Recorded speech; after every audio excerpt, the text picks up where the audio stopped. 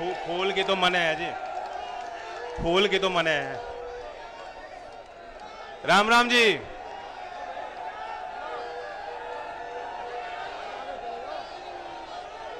मुझे भी बहुत देर इंतजार करना पड़ा आपके बीच आने को, और आपने भी खूब इंतजार किया। कार्यक्रम तो पहले हो जाना था, लेकिन कुछ दिन टाल के आज मैं फिर आपके बीच हूं। पहले शांति बना लो तभी बात होंगी। बना लो, शांति बना लो। रुक जाओ रुक जाओ रुक जाओ, आप सब शांति बनाए रखें, व्यवस्था बनाएं, तभी चौधरी साहब बोलेंगे।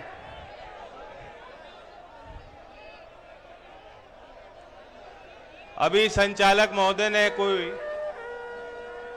हाँ रण भी होगा, संचालक महोदय ने अपनी पंक्ति सुनाई, लेकिन योगी तो ना तो मेहनत जैसे लगते ना ही वो मेहनत करते हैं।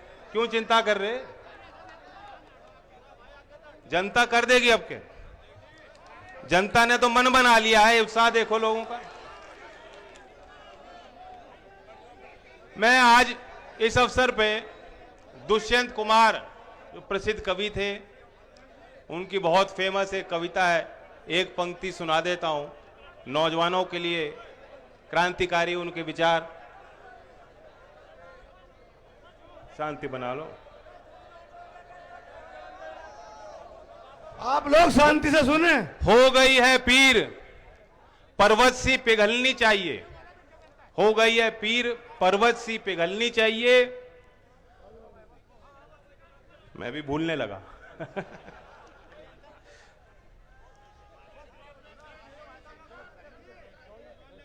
इस हिमालय से कोई गंगा निकलनी चाहिए। आज ये दीवार पर्दे की तरह हिलने लगी है, शर्त लेकिन थी ये बुनियाद हिलनी चाहिए। तो नौजवानों,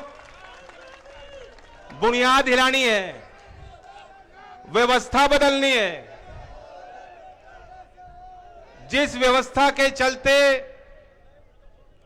पिछली सर्दी में किसान बैठे थे राजधानी की सीमाओं पर अपनी मांगों को लेकर, अब दोबारा सर्दी आ गई। जिस व्यवस्था के चलते वो किसान की अनदेखी होती, जिस व्यवस्था के चलते लोकतंत्र में किसानों को कुचला जाता है और पीड़ित परिवारों को न्याय से दूर रखा जाता है, जिस व्यवस्था ने अर्थव्यवस्था को चौपट कर दिया, मेरे नौजवानों की नौकरी छीन ली, जिस व्यवस्था के चलते जिस जनपद के गन्ना मंत्री हैं वे अपने क्षेत्र के किसानों के साथ भी न्याय नहीं कर पाते। मैं जानता हूं कि 30 अक्टूबर का आंकड़ा है, हमारे शामली मिल की जो गन्ने की जो मिलें हैं उन्हीं का जोड़ कर लोगे तो 373 करोड़ रुपए गन्ना किसानों का बकाया इसी जिले में, इसी जनपद में।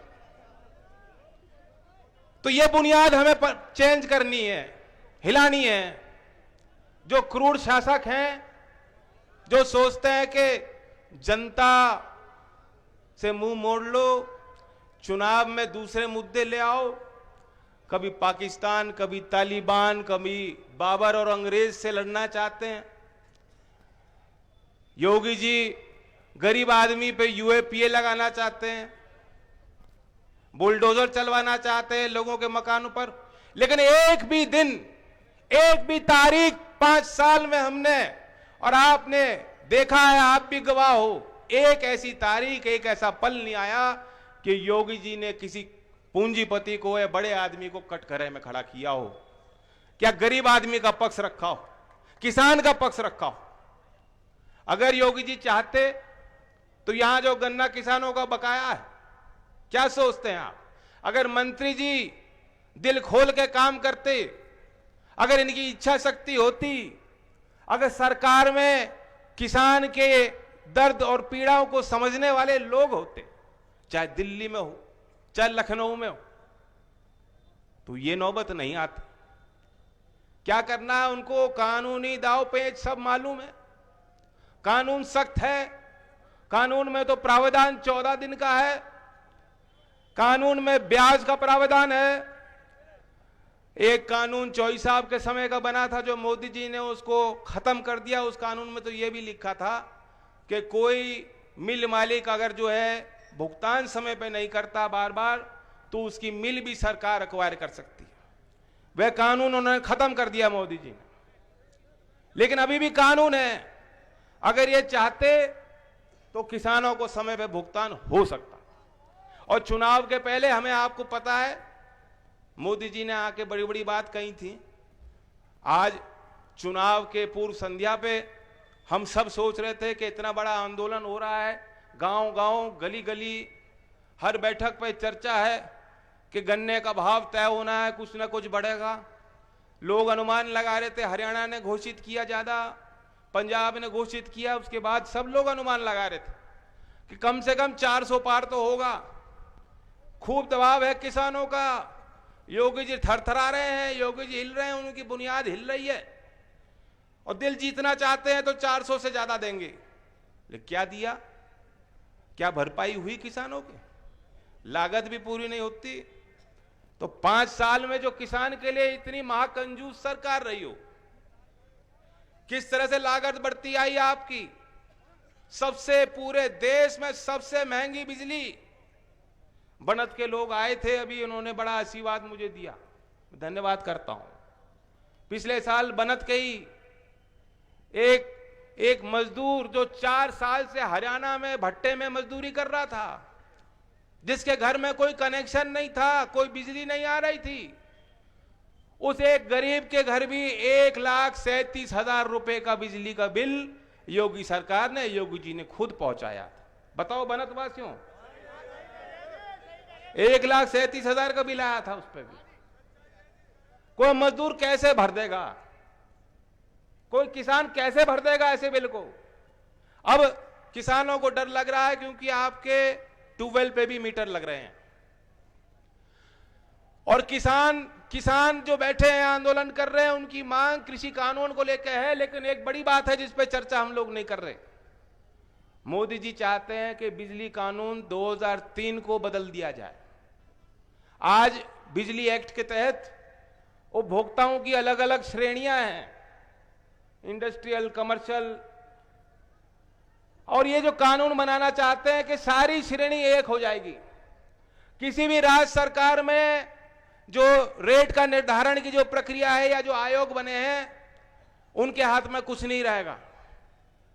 बिजली कानून अगर ये मोदी जी जैसा बनवाना चाहते हैं, अगर बन गया, अगर हम और आप चूक जाएंगे, जिस तरह से आपने अभी देखा उपचुनाव में थोड़ी सी आपने इनको चोट पहुंचाई, हिमाचल प्रदेश के, राजस्थान के, हरियाणा के लोगों ने थोड़ी उनको चोट दी और तुरंत जो है उन्होंने टैक्स कम करके, घटा के डीजल और पेट्रोल के भाव आपके लिए कम किए। ये वो चोट का कारण परिमाण है, वही कारण है कि उनको एहसास हो रहा है।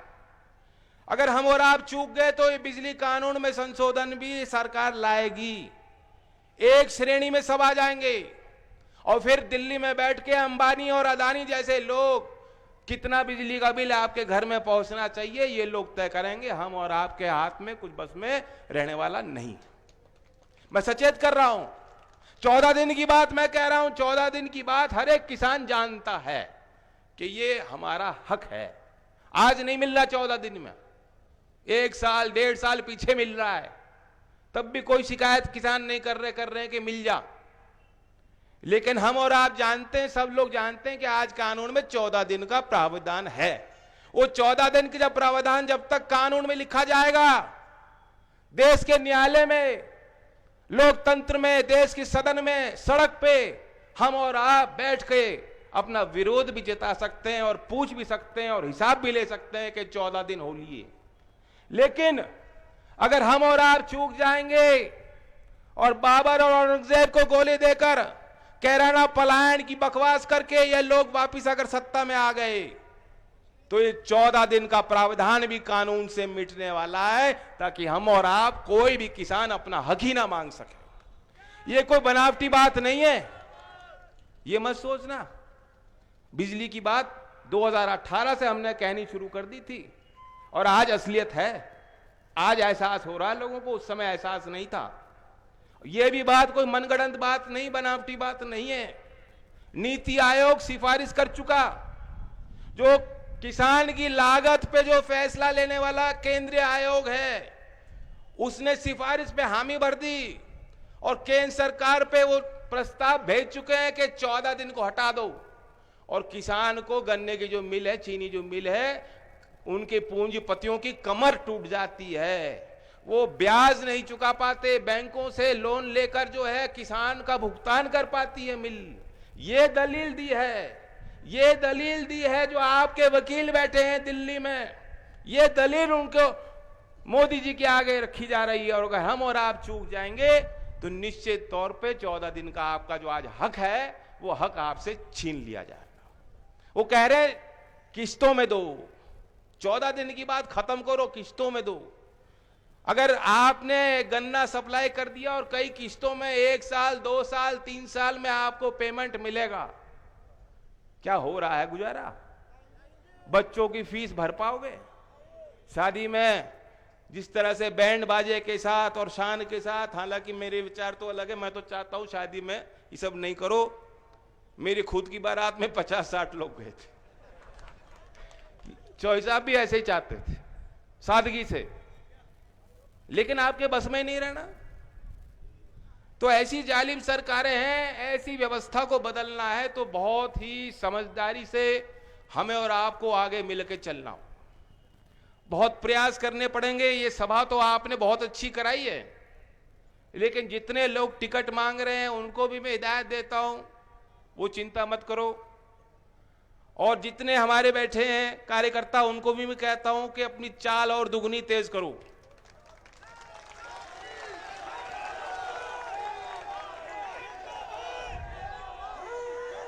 ये हम और आपको रोकने की भरपूर कोशिश करेंगे। लखीमपुर की घटना हुई थी, उस दिन भी रोकने की कोशिश की थी। मैं बरेली गया, उसके बाद उनके अंतिम अरदास पे किसानों के उन परिवारों के बीच जाना चाहता था, वहां भी उन्होंने रोकने की कोशिश की, लेकिन रुका तो नहीं। मेरा काम रुकने का नहीं है। मैं खुले दिल से आपके वादा करता हूं, अगर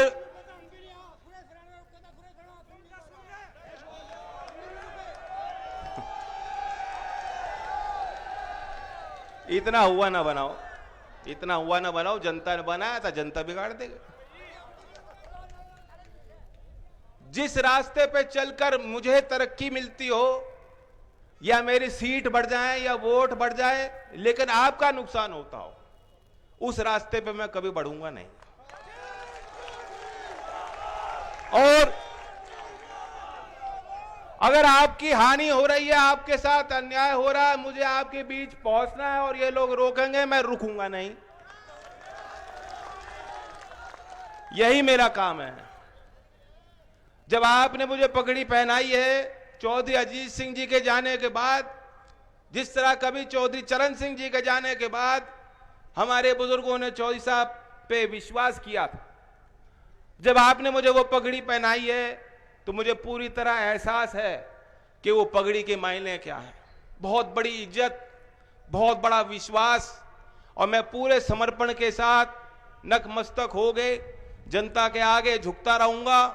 लेकिन जहां आपकी लड़ाई होगी, कभी आगे किसी गैर के आगे झुकने वाले काम नहीं करूंगा।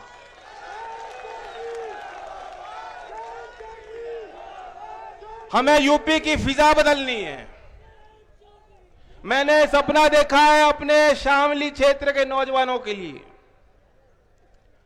अगर आप व्यवस्था बदलना चाहते हो, इनकी बुनियाद हिलाना चाहते हो, वैसे आना तो आज ही था मुख्यमंत्री जी को।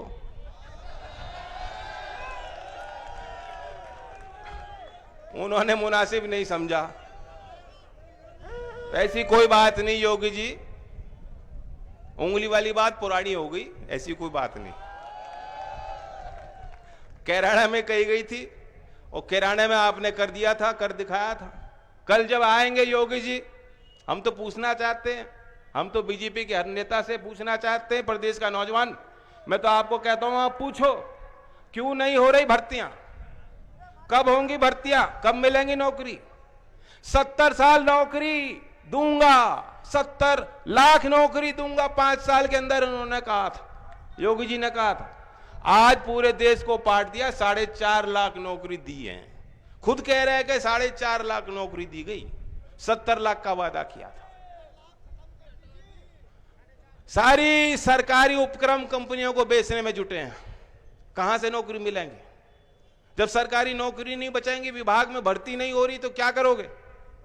आरक्षण लेके क्या करोगे जो नौकरी नहीं निकलेगी?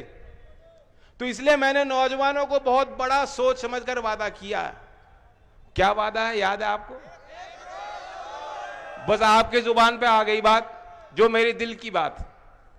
ये बात लोगों को लगता होगा बहुत बड़ी बात, लेकिन आप हिसाब लगा लो, प्रदेश के अगर 5 साल में हम 3% लोगों को भी नौकरी नहीं दे पाए, 3% ही तो है, 5 साल में 3% को भी रोजगार अगर हम लोग नहीं दे पा रहे सरकारी क्षेत्र में, निजी क्षेत्र में, तो क्या फायदा? लानत है ऐसी सरकार पे। ऐसी सत्ता को 2 मिनट में मैं ठोकर मार दूंगा जिससे आपको फायदा नहीं मिलेगा। नहीं चाहिए। और मैं तो चुनाव जीत के भी देख लिया, चुनाव हार के भी देख लिया, कोई आफत नहीं आ रही, कोई आफत नहीं आ रही। हम वही हैं, आप वही हो। ये जरूर है कि कष्ट बढ़ गए, बोझ बढ़ गया आप पे, उस चीज का मुझे एहसास है और मुझे लगता है कुछ आपको भी एहसास हो लिया। बस जो कमी रह गई हो, जो मुजफ्फरनगर वाले साथियों को मलाल हो दिल में, कोई बात नहीं, चौधरी चरण सिंह जी भी एक बार चुनाव हार गए थे, लेकिन वो जो मलाल है उसे दूर करना तो एक ही रास्ता है। अगर अपने बेटे पे विश्वास करते हो, मुझे एक मौका देना चाहते हो, तो एक ही रास्ता है, 2022।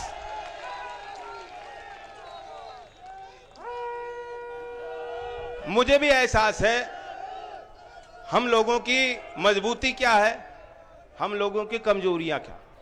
हमारी मजबूती है ये नौजवान, ये हल्ला बहुत करते हैं, सभा में भी आएंगे, ट्रैक्टर लगाएंगे, झंडा लगाएंगे, आक्रामक हैं, इनकी जरूरत है मैं, लेकिन जोश के साथ होश की भी जरूरत। हमारी कमजोरी यह भी है कि हमारे संगठन का ढांचा बहुत कमजोर है, नहीं बच रहा संगठन। हमारे संगठन के सभी जिम्मेदार लोगों से मैं उम्मीद करता हूं कि आने वाले 2 माह के अंदर हर गांव में कार्यकर्ताओं को मैं देखना चाहता हूं। हर गांव में प्रशिक्षित कार्यकर्ता हमारे होने चाहिए। आज ही मैं ऐलान कर रहा हूं, आने वाले समय में हर रविवार को हम अभियान छेड़ेंगे, बहुजन उदय अभियान। जो वंचित समाज के लोग हैं, जो गरीब तबका है, जो मजदूरी पे गुजारा करते हैं, उनके बीच पूरी पार्टी के सभी जिम्मेदार लोग, जो पूर्व विधायक हैं या जो विधायक बनना चाहते हैं, जो जिला अध्यक्ष हैं, जो महासचिव हैं, और आप लोग भी अगर राजी हो तो आप भी साथ जाना। हर रविवार को उनके गांवों में जाना है, उनके बीच जाना है, उनकी समस्याओं को समझना है, उनकी रग पे हाथ रखना है, उन्हें संगठन में जिम्मेदारी देनी है। संगठन में होगी भागीदारी, सत्ता में होगी हिस्सेदारी। ये बहुजन उदय अभियान का नारा है। अगले रविवार 14 तारीख में मैं उम्मीद करता हूं आप इसमें अभियान में जुड़ेंगे, और हर रविवार को समय निकाल के, ताकि जहां आज हमारी कमजोरी है वे कमजोरी दूर हो पाए। ना अब के मैं पहले करंट लगाऊंगा तब टिकट दूंगा।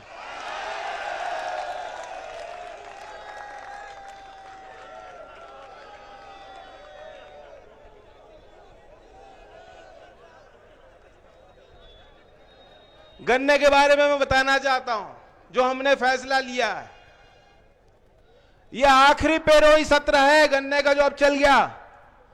यह आखिरी सत्र है जहां आपको कष्ट झेलने होंगे। आगे आपको कष्ट झेलने की कोई जरूरत नहीं। जब आपकी सरकार आ जाएगी, 1.5 गुना लागत पे मूल पहले ही सत्र में घोषित करेंगे, और उसके बाद जो महंगाई का सूचकांक है, आपने देखा होगा सरकारी कर्मचारी होते हैं, वेतन बढ़ाओ वेतन बढ़ाओ, उनको आंदोलन करने की जरूरत नहीं होती, सरकार बढ़ा देती है। डियरनेस अलाउंस मिलता है उनको, महंगाई का भत्ता मिलता है उनको। जैसे जैसे महंगाई बढ़ती है उनकी जो पगार तनख्वाहें बढ़ती जाती हैं। किसान के लिए ऐसा कोई सिस्टम नहीं, कोई सिस्टम नहीं। हर बार लड़ना पड़ता है, लड़ाई लड़नी पड़ती है, मांग करनी पड़ती है, सरकारों के खिलाफ लड़ना पड़ता है, सड़क पर आना पड़ता है, और तब भी तब भी आपकी सुनवाई नहीं हो पाती। इसलिए सिस्टम से चलना होगा, सिस्टम बनाना होगा, व्यवस्था बनानी होगी किसान के पक्ष की। इसलिए हमने कहा है कि 1.5 गुना लागत पे गन्ने का भाव पहले सत्र में, और उसके बाद उस भाव को महंगाई की सूचकांक से जोड़ दिया जाएगा। उद्योग को भी मालूम होगा, मिल मालिक को भी मालूम होगा, और किसान को पहले मालूम होगा कि हमें भाव क्या मिलने जा रहा है।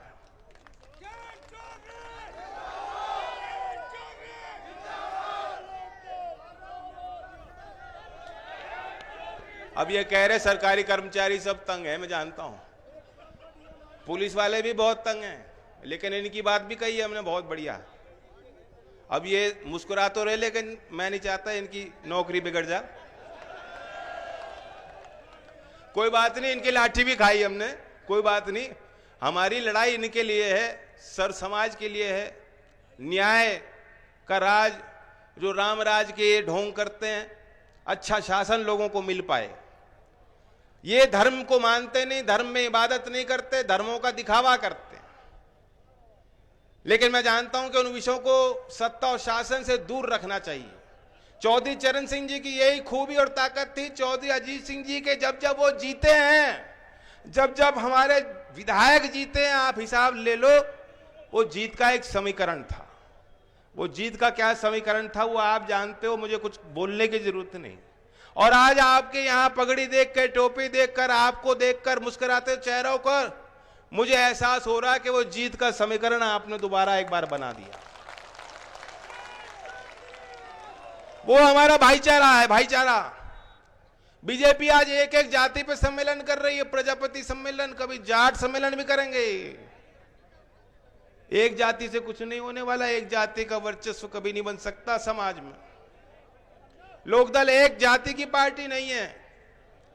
आप मेरी जाति से पहचान मत करो, मेरे जज्बात को पहचानने का काम करो, मेरी भावना को समझने का काम करो। मैं अपने नौजवानों से खास तौर से कहना चाहता हूं। तो फिर हमारे घोषणा पत्र पे भी आप लोगों ने गौर किया होगा। मोटी मोटी बातें तो आपको पता है नौकरी की, और कोई भाई अगर पढ़ना चाहता है तो मैंने ट्विटर पे अपने एक पूरी लिंक दी है, उस पर आप अपने फोन पे ही उस चीज को पढ़ सकते हैं। जो 22 के हमारे 2022 के 22 संकल्प हैं, और पूरा मैनिफेस्टो हिंदी में और इंग्लिश में। आप चाहते हैं तो फोन पे ही आप डाउनलोड करके पढ़ सकते हैं। आप उसको छपवा भी सकते हैं, गाँव में उसको बंटवा सकते हैं, बैठक में बैठ के लोगों को बता सकते हैं। ये प्रचार का अहम हिस्सा है। और हमने शायद देश में जितने चुनाव हुए, आप विश्लेषण कर लेना, आज तक किसी भी पार्टी ने चुनाव के 4 महीने पहले घोषणा पत्र जारी नहीं किया। यह हमारी ताकत बनेगी। जब तक चुनाव आ जाएगा सबको पता लग जाएगा हम क्या करने जा रहे हैं, और आप औरों से भी मांग सकते हो। और मैं तो मानता हूं कि अगर हमने घोषणा पत्र में जैसा हमने कहा है, हो सकता है इससे ज्यादा कुछ मिल जाए। हमने कहा है कि किसानों का पुराना बिल, किसान और बुनकर का पुराना बिल माफ करेंगे और अगली दर हाफ करेंगे। हो सकता है योगी जी कल आ रहे हैं, हो सकता है कल वैट पे कुछ छूट और दे दें, हो सकता है बिजली की कोई बात कर दें। मुझे ज्यादा विश्वास तो नहीं है, वो तो औरंगजेब को गाली देकर चले जाएंगे। वो कैराना पलायन पे कहेंगे। लिखवा लो मुझसे, उसके अलावा कुछ नहीं कहने के। गन्ने पे कुछ नहीं कहेंगे, वो कहेंगे हमने गन्ने पे इतना जो है पैदावार करा दिया। कभी खेत में तो गए नहीं वो तो बछड़ों के बीच घूमते हैं, खेत में तो गए नहीं।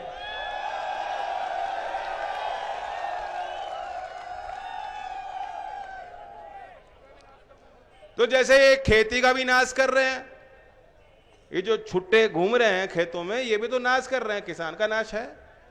और ये सत्ता में बैठे हैं तो ये भी आपका नाश कर रहे हैं।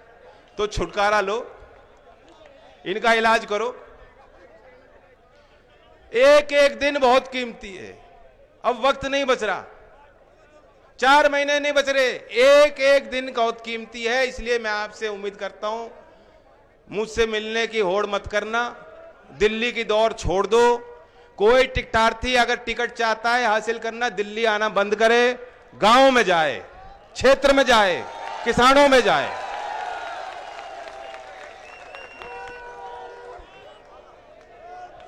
और गढ़ के मेले की, गंगा मेला की, दिवाली की, गोवर्धन की, सभी त्योहारों की, भैया दूज की आपको शुभकामनाएं।